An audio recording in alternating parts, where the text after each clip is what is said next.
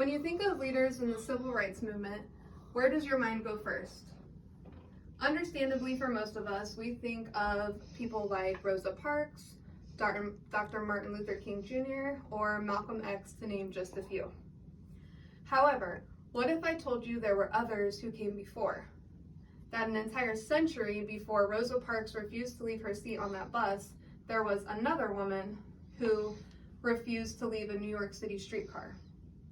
That's right, 100 years before Rosa Parks, there was another young woman who changed public transportation in New York City, and you've never even heard her name. As you can see in the picture, this is Elizabeth Jennings. According to Educators in America, she was a pioneer for desegregation and education in the African community in the 19th century. Once I heard about her story, I started reading articles and blog posts to learn more about her. It just did not sit right with me that such an important story had been swept under the rug. Today, my goal is to keep her legacy alive by telling you the impact she had not only in the civil rights movement, but in her community. To do so, I will have to start with some background on Elizabeth Jennings.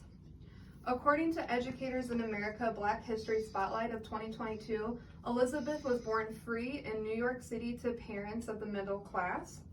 In fact, her father was Thomas L. Jennings. He was the first African American to have a patent in America. The article goes on to state that Miss Jennings was a lot like her father. She too was an abolitionist, and they both were involved in several different groups fighting for rights for desegregation. Elizabeth was an organ player at her church. During this time period, the African churches were heavily involved in ending slavery. She also was a dedicated school teacher at the African Free Schools in New York City. Even though she was well known in her community and a respected teacher, she wasn't known to be a leader of civil rights. Now, that statement might lead you to wonder, how did she become a leader? Well, the Historical Society of the New York Courts states that on July 16, 1854, Elizabeth Jennings and a friend were waiting for a streetcar to take them to church.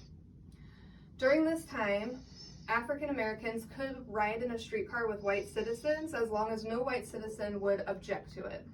So they boarded the streetcar. It was a Third Avenue Railroad Company car, and immediately the conductor challenged them. He told them to please leave and wait for a streetcar for their own kind. Elizabeth refused. She told him, "I am not leaving. I am a respected woman in this community, and I will take this car to church."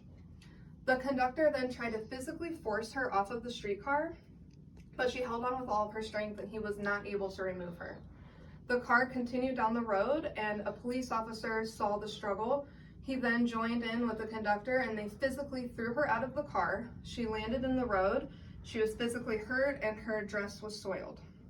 This incident made headlines, and the Black community was outraged. Now, I'm sure you all can understand this would be a traumatic event for anyone, but keep in mind that at the time, Miss Jennings was only 24 years old. She ended up leaning on her community members and on her father to help her find what they can do to make this right. Thomas L. Jennings had actually founded the Legal Rights Association in New York, and with their support, he ended up hiring white lawyers to bring justice for his daughter. The research conducted out of Georgia State University, titled The 19th Century Rosa Parks by Catherine A. Parada in 2013, tells us that this law office was Culver, Parker, and Arthur. The head attorney, Culver, he was an anti-slavery activist at the time.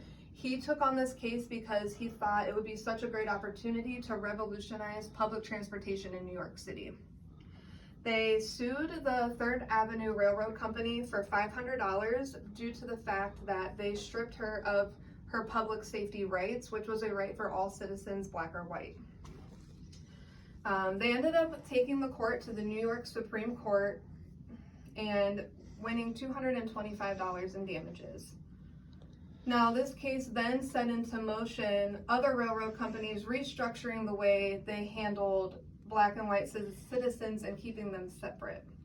Now, this isn't to say that this ended discrimination against Blacks, because it didn't. However, it gave those victims of discrimination hope and a route to take to get justice, as Elizabeth Jennings did. After the hustle and bustle of the court case, Elizabeth went back to her daily life. Now, I've told you a little bit about her background. You've heard about her struggles and her triumph, and I hope that after today you're going to carry this story with you and not let it be forgotten. In my introduction statement, I asked you to think about leaders of the civil rights movement.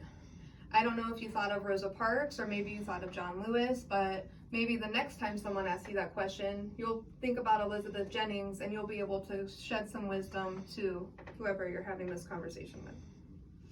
Now, she went on to be married. She became Elizabeth Jennings Graham, and she dedicated her life to teaching.